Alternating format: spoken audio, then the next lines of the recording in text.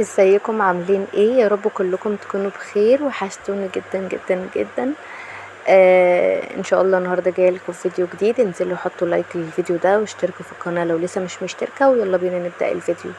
فيديو النهارده يا جماعه، احنا دلوقتي باقي تقريبا 4 ايام على الفرح، فعايزه الم كده الدنيا اللي عندي، وبحيث ان انا ابقى واقفه على الفرش بس.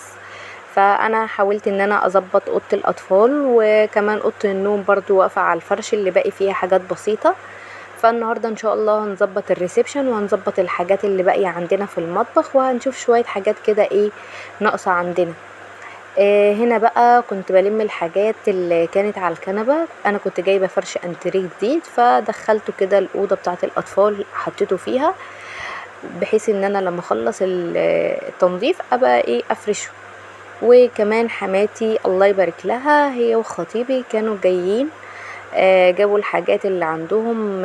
خطيبي جاب الهدوم بتاعته وجاب شوية حاجات كده. وحماتي الله يبارك لها يا رب ويديها الصحة ويطول في عمرها، جابت لي خزين الضرفة عندي، خزين المطبخ. فانا كنت فضيت شوية حاجات عندي في الضرفة اللي تحت، بس كان متبقى عندي حاجات لسه ما حطيتهاش، وما كانش فيه مكان فاضي في الضرفة اللي تحت.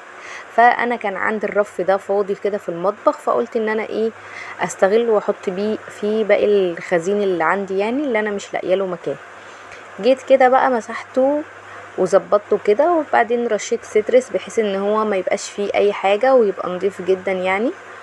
وهمسحه كده بالاسبونشة، وبعدين هفرشه. بصوا زي ما انتوا شايفين كده، عايزه اقول لكم السيترس بيخلي الحاجه تنور بجد يعني. وبدات حطيت بقى مفرش كده، وبدات ان انا ارص فيه المكرونه. زي ما انتوا شايفين كده، المكرونه دي كانت تحمير، فبدات ارصها كده فوق بعضها بحيث ان هي تبقى شكلها منظم وشكلها كويس. وبدات ارصها كده، وعندي شويه عدس وعندي حاجات نص كيلو، فقلت ان انا هرصها كده ايه بطريقه كويسه. هنا بقى ظبطت الحاجات دي وظبطت الضرفه، شكلها هيبقى حلو قوي بعد ما تخلص. وكمان هيبقى عندي مساحه فاضيه اقدر ان انا استغلها لو في اي حاجه تانية، شاي او سكر او اي حاجه تانية اقدر ان انا احطها فيها. المره اللي فاتت انا غسلت المطبخ الجزء اللي تحته وظبطته ومسحته وعملت فيه كل حاجه. المره دي بقى مسحت ضرفه الخزين، وعايزه اقول لكم كده تقريبا ضرفه الخزين بقت زي الفل، ما فيش فيها اي حاجه باقيه. وعايزه اقول لكم شكلها منوره وتحفه بجد. هصور لكم فلوج في المطبخ بعد ما يخلص خالص، بجد شكله هتلاقوه اختلف تماما. كده مش باقي عندي غير ضرفه واحده في المطبخ، دي لسه انا هعلقها النهارده ان شاء الله، وهرص فيها الصيني والكوبايات والحاجات اللي باقيه عندي، وهوريكم شكلها عامل ازاي. هنا كنت بلم الحاجات بقى اللي في الصاله اللي على الكراسي، لان انا برضو هشيل الفرش ده وهحطه في الغسالة وهشغل عليه. فبرضو الغسالة مش بتاخده كله مرة واحدة، فبتاخد كرسي وكنبة وتاخد كرسي وكنبة. بس انا بدأت ان انا ايه اظبط كده الحاجة بحيث ان ما يبقاش عندي حاجة وواقفة على الفرش بس. بدأت بقى افك في الزينة بتاعة رمضان، وهعينها عندي في مكان كده علشان ان شاء الله رمضان اللي جاي علينا وعليكم بخير كده يا رب، اللهم امين. نبدأ نحطها تاني، وبنجيب حاجات جديدة وبنزود على اللي موجود عندنا. كمان بدأت ان انا اشيل الستاير، لان الستاير دي انا مش هحطها في الفرح، بس هضطر ان انا كده كده اغسلها، لان انا في حاجات هستخدمها منها في اوضه النوم. شلتها كده، وبدأت ان انا اشيل كمان الستارة اللي من ورا الاورجانزا دي، وهشيل بقية الزينة كلها. هاخد الستاير بقى احطها جنب الغسالة عشان كنت مشغلة الغسالة فمستنية تخلص، وبعدين هبدأ ان انا احط الستاير. هنا خلاص خلصت، شلت الستاير كلها. هبدأ بقى ان انا الم في الزينة بتاعة رمضان.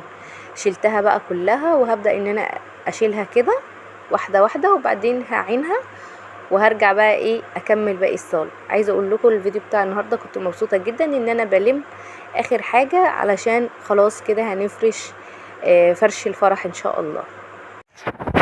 بصوا دخلت بقى كده على التلاجة بعد ما شلت الزينة وخلصت، فشلت شوية حاجات كده من على الانتريه وكنست الصالة، وحطيت الزبالة كده على جنب، قلت ان انا هلمها بعدين. دخلت بقى كده على التلاجة. عايزة اقول لكم التلاجة عندي ما شاء الله ما شاء الله اللهم لا حسد، تحفة. يعني عايزه اقول لكم كل حاجه فوق بعضها. فهنفضيها كده وهنبدا بقى ان احنا نغسلها غسله محترمه. اول حاجه بقى ان انا فصلتها خالص من الكهرباء عشان ابقى براحتي بقى واخد وقت براحتي زي ما انا عايزه. هنا بقى بدات ان انا افضيها، فضيت الفريزر كله بقى في كرسي كده وفضيته كمان على الارض، وشيلت كل حاجه بقى من الفريزر، وهبدا بقى ان انا اغسلها. وكمان هشيل الرفوف اللي في التلاجة نفسها والرفوف كمان اللي في الباب. هنا كمان كنت بشوف الحاجات اللي انا مش عايزاها علشان ان انا ارميها واستغنى عنها بقى، خلاص كده حاسه ان في حاجات مش محتاجاها، مثلا حاسه ان هي باظت مثلا، خلاص لا الحاجه دي انا كنت راكناها فمش محتاجاها كده يعني. فالمهم بفرز كده، بشوف الحاجات اللي عندي وبشيلها كده. اديني خلاص خلصت الفريزر كله وما بقاش فيه اي حاجه. هبدا بقى كده اجيب سبونشة ناعمه، ما تغسليش الغساله خالص، التلاجة قصدي بتاعتك بسلكه خالص، بسبونشة ناعمه كده، وحبه صابون بقى، حبه صابون مواعين عادي، وابداي ان انتي اغسلي كده. هنا بقى بدات ان انا اغسل، فقلت لا هشيل بقى الرف واشيل كمان الحاجات الرفوف بتاعه الباب، وان انا ابدا ان انا اغسلهم لوحدهم. قلت ان انا هطلعهم واغسلهم لوحدهم في التلاجة في الحوض. هنا بقى شلتهم خالص، وهبدا بقى ان انا اغسل التلاجة كده لوحدها. وكمان بعد ما اخلصها هنشفها بالفوطة تنشيفة كويسة جدا، وبعد كده ابدا ارصها من اول وجديد. بعد ما هخلص التلاجة خالص هغسلها من بره، يعني هغسلها كلها الاول من جوه، وبعد كده هبدا ان انا اغسلها من بره، بحيث ان تبقى كلها مفيش اي حاجه فيها مش تمام. هنا بقى بدات ارصها، عايزه اقول لكم شكلها بقى منور ما شاء الله. وكان في عندي شويه حاجات كده حلوين جدا، انا من النوع اصلا اللي بفرز حاجتي. فهنا بقى كنت مفرزه فاكهه، وكان عندي فراخ، وكان عندي لحمه مفرومه والحاجات دي، ورصيتها رصه كويسه كده. وزي ما انتوا شفتوا الرف اللي من تحت ده انا اللي في الفريزر انا سيبته بقى علشان خطيبي هيجيب لحمه بتاعه العيد وكده، فانا سبته فاضي علشان هو قال لي فضيلي مكان في الفريزر، عشان زي ما انتوا عارفين ان انا ما عنديش ديب فريزر يعني وكده. فقال لي فضيلي مكان كويس في الفريزر بحيث ان احنا نحط فيه اللحمه يعني. بدأت بقى اشيل الحاجات من التلاجة بقى من تحت، هفضي التلاجة كلها مش هخلي فيها اي حاجة، وهبدأ برضو اغسلها زي ما غسلتها من فوق كده، وهبدأ بقى ارتبها واشوف الحاجات اللي انا مش محتاجاها وهستغنى عنها خالص. هنشوف شكلها في الاخر عامل ازاي. بصوا بقى ده شكل التلاجة بعد ما خلص. انا شلت الستيكر اللي كان هنا، كان في ستيكر هنا بس كان شكله مش حلو، فخليت الستيكر اللي فوق بس، وده كان شكلها. بصوا عايزه اقول لكم بقت تحفه كانها جديده. فهنا بقى كده. عايزه اقول لكم انا لسه ما جبتش الحاجات اللي انا بتاعه الفرح عامه، دي الحاجه اللي موجوده عندي. جبت حبه حاجات ولسه في حاجات كتير يعني لسه ما جبتهاش. ده الحاجات اللي عندي بقى، ده حاجات بتاعه الحلويات. وهنا كمان وده البيض، دي صلصه بقى، ودي مربى، ده البيض اللي عندي. والعلب دي فيها جبن وطماطم. وهنا كمان في عنب. فانا حطيتهم في العلب دي كده بحيث ان هي تبقى العنب ما ينشفش يعني وما يتبلش. لسه بقى محمود بقى هيجيب باقي الحاجه، بس عايزه اقول لكم شكلها بقى حلو جدا. وبصوا بقت مترتبه ومتنظمه حلوه قوي تحفه. وده شكلها بقى من فوق اهو. عايزه اقول لكم خدت مني وقت طويل جدا بصراحه، بس رجعت جديده.